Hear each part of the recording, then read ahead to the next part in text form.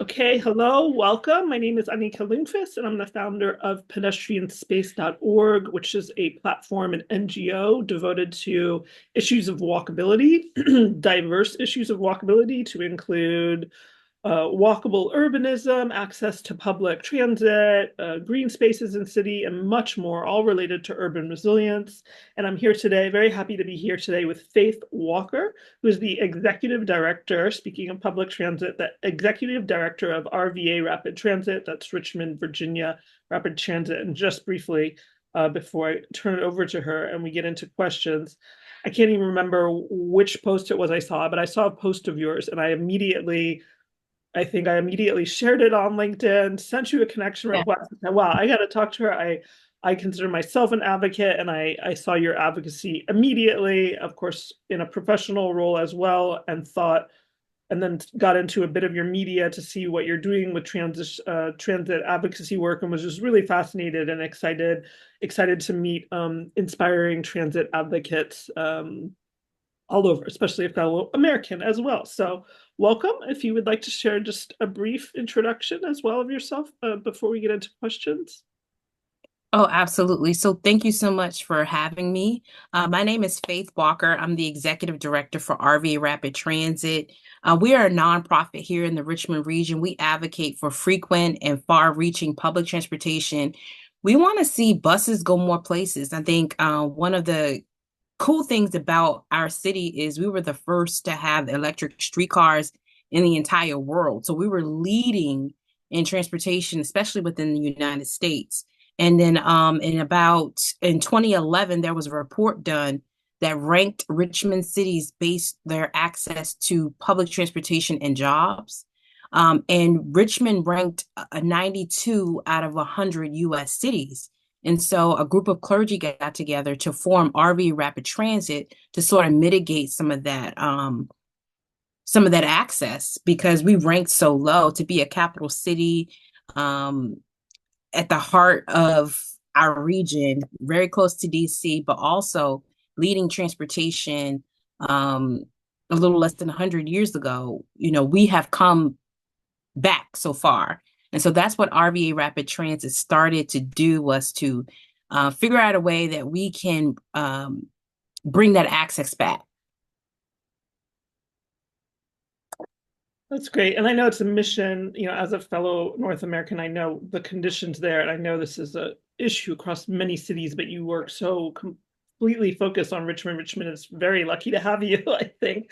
So that's interesting to hear about the genesis of RVA and how it started with that. Something that also about your work really resonates with me is how you incorporate parenting in your transit advocacy work. Can you share a bit on that as well? Absolutely. So I am a mom. I am a mom of a 9-year-old daughter. And so one of the things that I wanted to do, of course, with my advocacy, being a single parent, she's with me a lot of the times when I'm advocating, going out, passing out flyers. And, here our area is very car centric. And I believe if you train young people, you give them comfort of riding and using public transportation at an early age, they have so much autonomy when they become older. They're able to get jobs, they're able to choose to move places other than relying on a parent. And I thought, okay, well, why don't I show her this now? Because I didn't grow up that way. Access to public transportation in Richmond, Virginia was few and far between. You were sort of forced to have a vehicle. And even where I lived, the closest bus stop was 30 minutes away.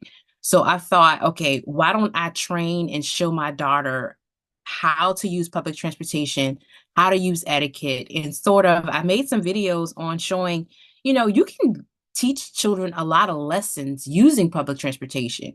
You can teach them, how to etiquette, they're watching you, they're watching the public, and, you can teach them to how to be safe around other people, only saying hello when a parent is around, or, when you see someone who is either pregnant or elderly, you teach them, hey, you get up and you move your seat, or this is the area where elderly folks sit. But also to situational awareness. Young people, I tell my daughter, hey, why don't you uh, look for the next bus stop? And so I know if you're driving in a car, you really can't engage with your child that much because you're focused on the road. But when you're in public transportation, there's dialogue. You don't have to worry about focusing on anything else but you and the child. And so when I tell my daughter, hey, it's your job to tell me when the next bus stop is. And so she's looking around, she's paying attention. It's your responsibility to make sure we get off at the next stop.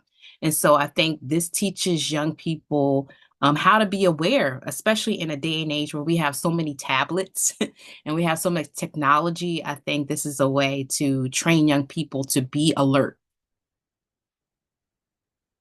I really love that about the situational awareness, and I can relate to that as a mom who's enjoying raising my children using the bus and the tram and how different the engagement is. And I Mhm. love what you say as well about civic etiquette, that you're teaching her civic etiquette with get up for a pregnant person, get up for an elderly person. This is just priceless. Um, Also connected with youth, I know from our prior talk that was not recorded, off record talk, learning a little bit about pedestrian safety issues, especially with youth in your area. Can you share more about that? Yes. Unfortunately, maybe about less than a month ago, we had a 15-year-old boy who was hit by a car. He was on his way from an after-school job. He wanted to purchase a camera for a hobby. And so he was working at a sub shop and he was hit, unfortunately. And one of the things that we're realizing, again, back to youth, it's important that as we as a generation moves forward, I think we have to do a better job in training youth on how to walk on roads, how to be safe, how to cross the street, how to look, how to pay attention, how to make eye contact with a driver before you cross, how to walk on the left side of the road, depending on where you are, right side, depending on what road you drive in, but making sure that when you're walking down the street, you're walking on in the oncoming direction of traffic so that you can see a car. If the car can't see you, you can be proactive and move out of the way. And so I think we have to start young.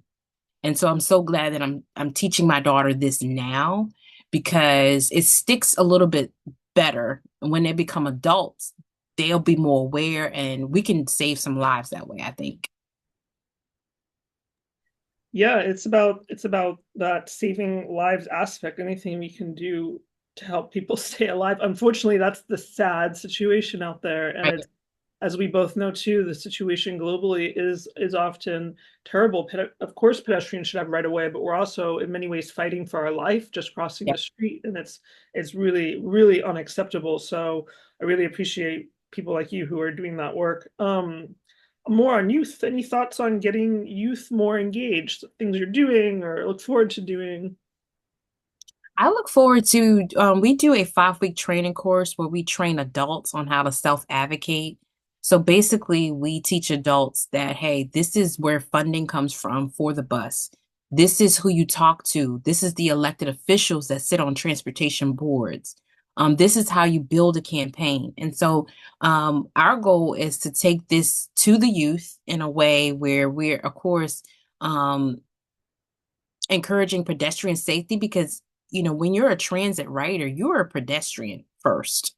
It intersects in so many ways, and like the bus usually doesn't drop you off to your destination. You either have to walk to that bus stop, or you once you're let off the bus, you have to walk to your destination. And so it's important that, again, that this education is spread, is taught, is incorporated in our day-to-day lives. And I want to figure out a way. I'm trying to figure out a way to work with youth groups, youth organizations to do a crash course on Mobility University. I think if we had a lot more people using public transportation and using the bus and knowing how to use it and taking the stigma from it. In the South, unfortunately, there is a stigma that the bus is not cool. The bus is for people who don't have. The bus is low income. The bus, and so we really need to shift that mindset because, as you know, our planet is facing a climate crisis. The weather is out of control. So if we can get people to shift their mindset and starting them young, then we will create a culture that prioritize pedestrian safety, but also transportation and transit-oriented development. Yeah, I absolutely love that. That's part of the heart of my mission is creating a culture that prioritizes help contributing to that. All of us are in many ways, many people contributing to this, creating that culture, which of course includes the work you're doing. I imagine at RVA Rapid Transit too, with your public transit professionals. So actually advocating for more frequency and actually changing the system while also changing the culture. All of it is so interconnected, Oh, they're um, connected. and the shifting of the mindset. I mean, I'm from the West Coast. It was stigmatic there. It was stigmatic in Southern California when I was growing up, but also it was stigmatic to ride the bus, but it was also totally impractical.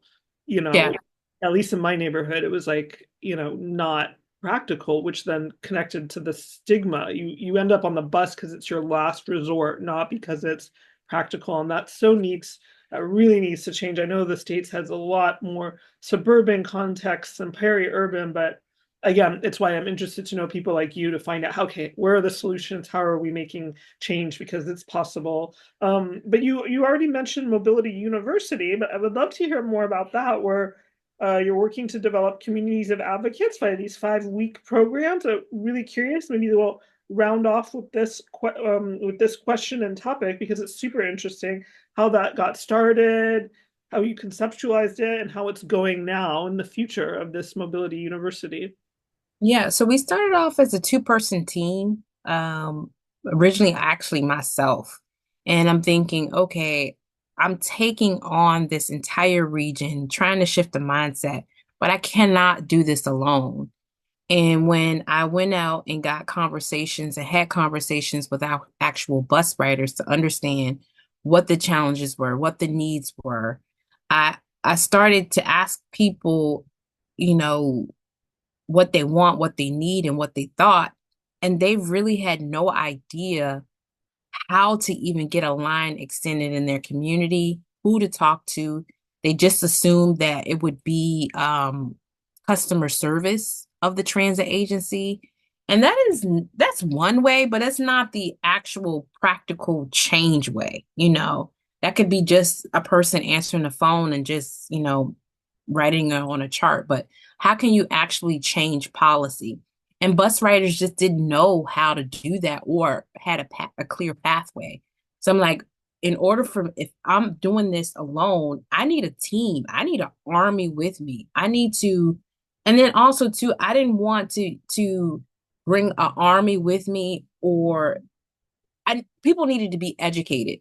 They had a lot of concepts or ideas of who they should talk to, and it was completely wrong.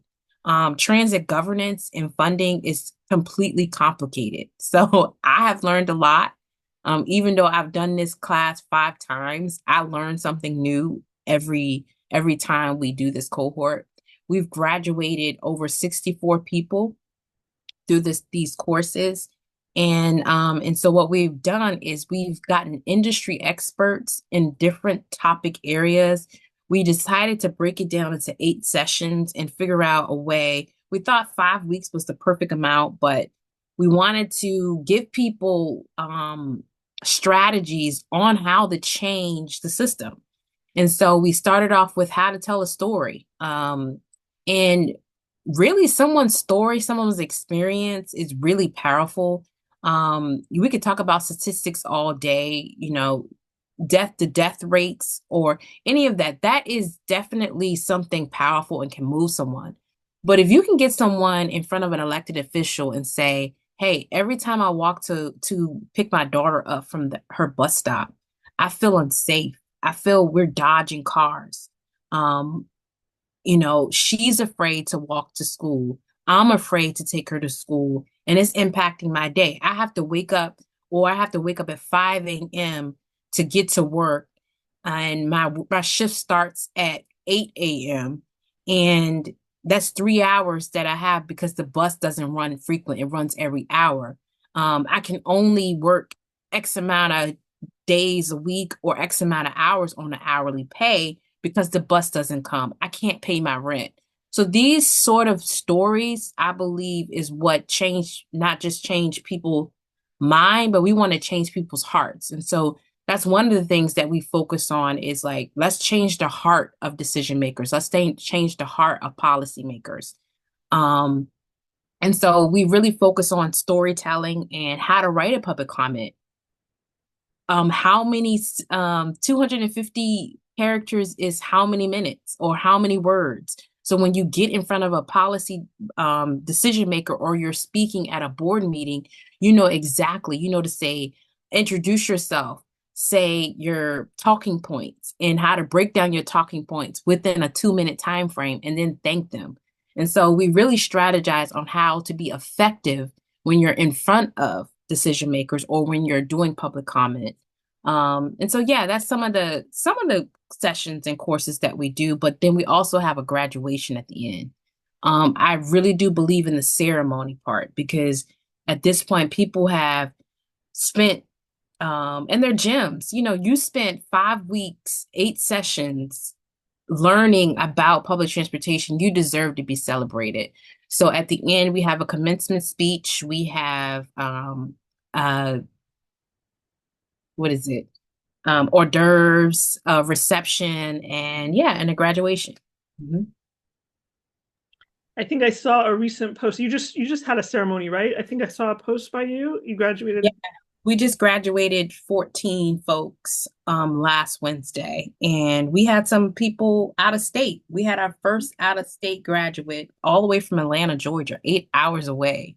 Wow. So this information, people want this. People want to duplicate this program, and so I'm just happy that it's taken off. Yeah, it's really impressive, and I'm really happy for all those people. I can only imagine the joy at the ceremonies, and that also you really emphasize the importance of the ceremony part. That's very special, and I love what you said about how you want to change people's minds, but also people's hearts. That is so powerful. That's really powerful. So I think that's a great, I can talk to you for quite some time about this. So maybe we can circle back in the future and hear more about how it's going with mobility university development. Such a great idea. I understand that people want to duplicate it. Maybe you can help with train people up on that and duplicate it across the I nation, mean, I would love to across the nation, across anywhere. the I world. mean, Yeah. across the world. And I'm looking, thank you so much for having this platform, even though, we're in a whole different country, but the issues still overlap. We're dealing with the same things here. Yep. And yeah, and I think it's a great thing too to learn from each person, each country. I would love for people to see bring mobility university students to a location or out of country where this infrastructure is there, so they can come back fired up and say, "Hey, this is not normal.